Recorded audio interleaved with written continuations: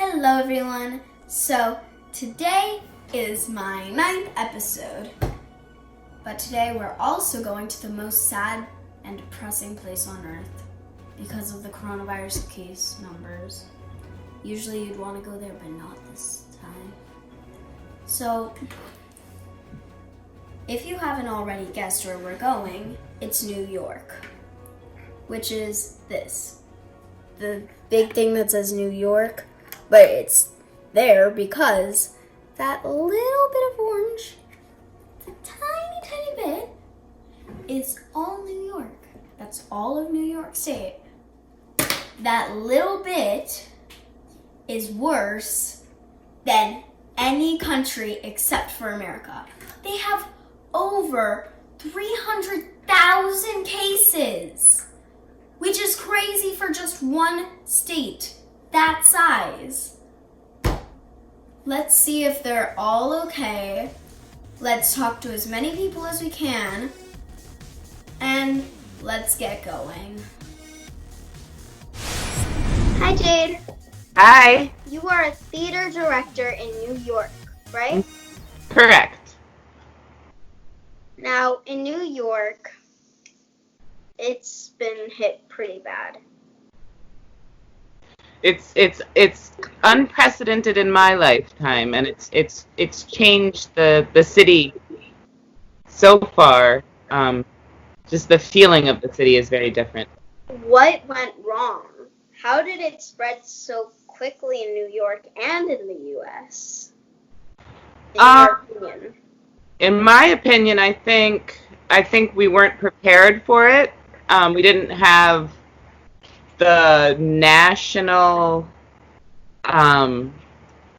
leadership or wherewithal to put everybody on a plan.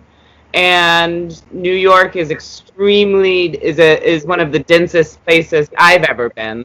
And I've worked all over the country, and it's definitely the densest. There's probably 50 families in my building alone. So that gives you an example. I've been researching odd things because I've had so much time. And so the town I grew up in had, 2,700 people. I grew up upstate New York in Woodstock, New York. About 2,700 to 3,000 people in the town I grew up in. In New York, the neighborhood I live in averages 2,500 people a block. Wow. Right? What's going on in New York? How are people dealing with it? Well, nothing is going on in New York, which is crazy because I've lived in this city, been working in this city for about, 2004 was my first internship. So 16 years, and I've been living here for 14 years, in this apartment for 12 years. So, there's always something to do.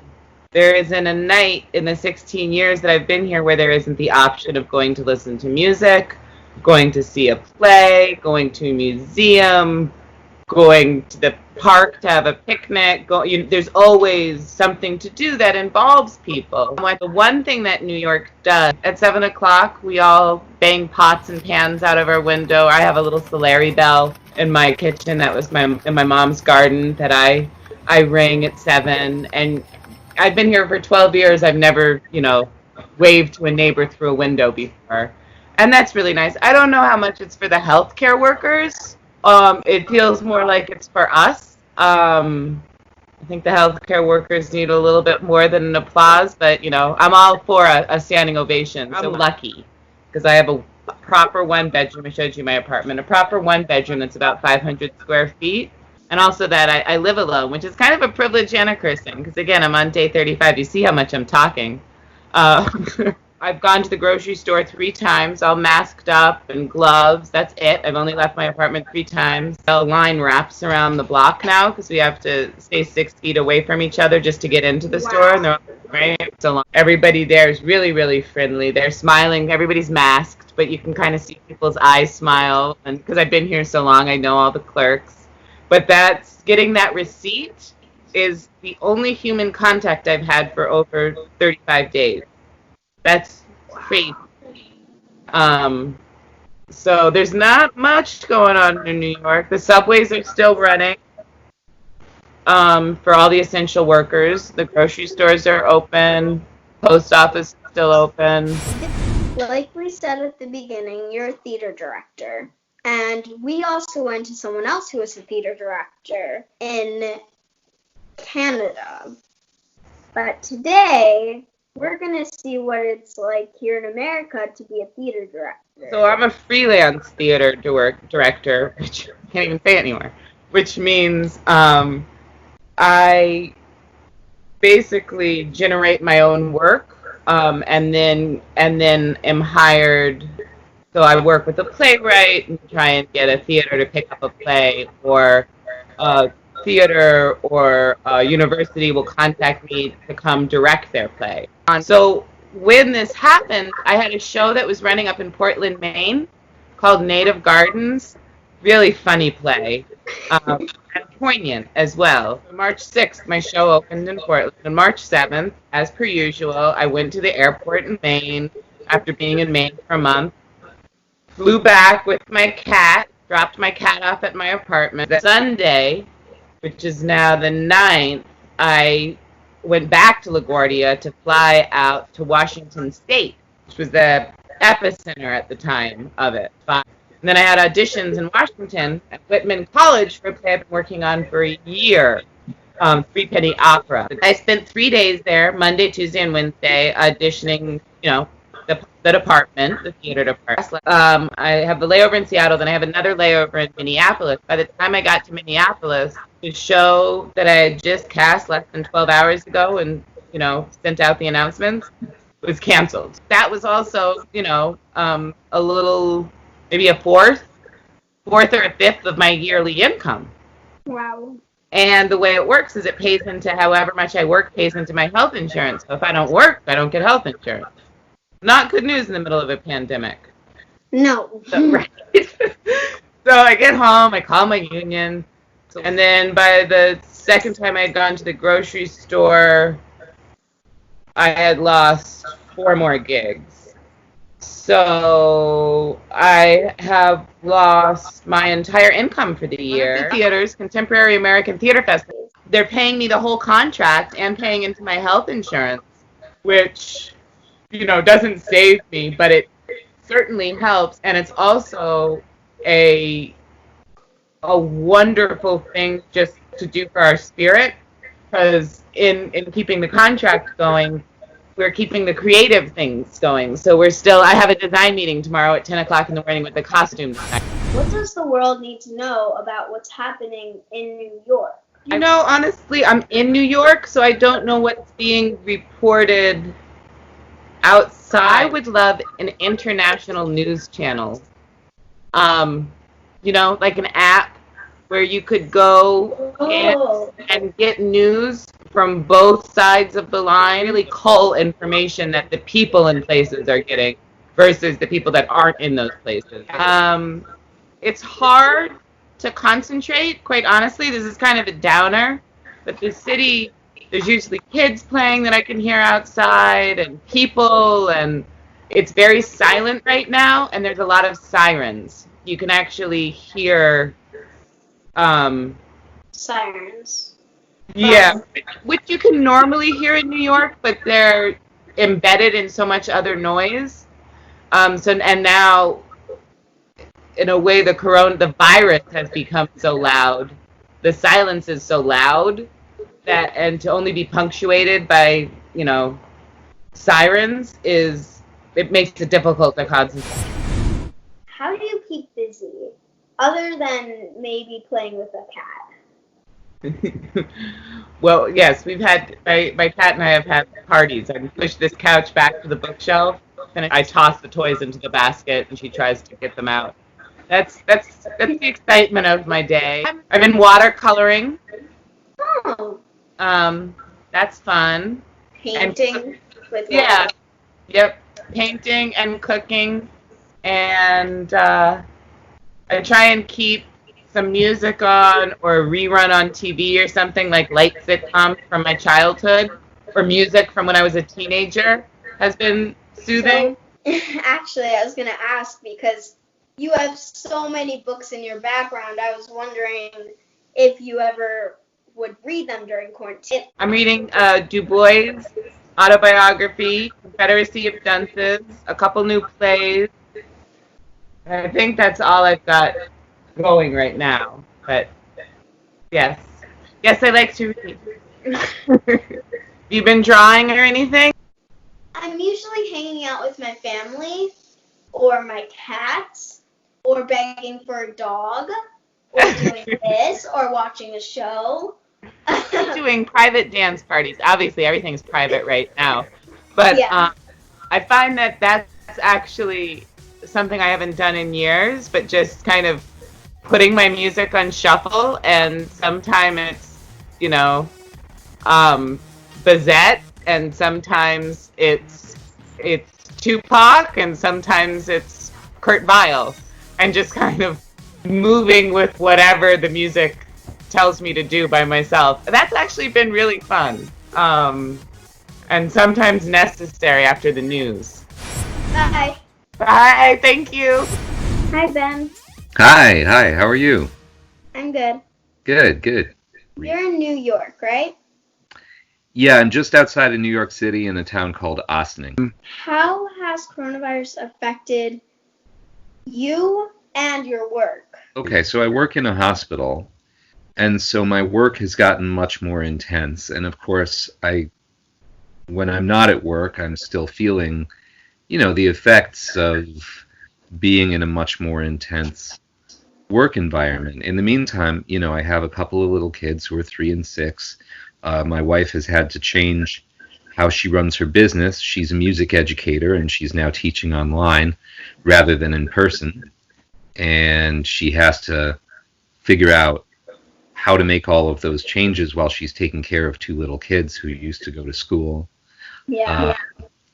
And, I miss going to restaurants. I miss ordinary life. And so that's, outside of work, I suppose for me it's the same as other people, except I'm not home. So everything that has to be done at home, because I'm an essential worker, all falls on my wife. So that's difficult, for her, and I don't feel great about it. But of course I have to go to work, and my work is necessary. In terms of my work, over half the patients at our hospital now have COVID-19, and treating them is pretty intense. You have to go into their rooms with a tremendous amount of what's called personal protective equipment. So you're wearing a gown, and you're wearing a mask that's hard to breathe through. Yeah. There's a face shield. Usually you wear things to cover their hair so their hair doesn't get the virus on it, although Really? I have very little hair. Yeah, so people wear like bandanas or caps.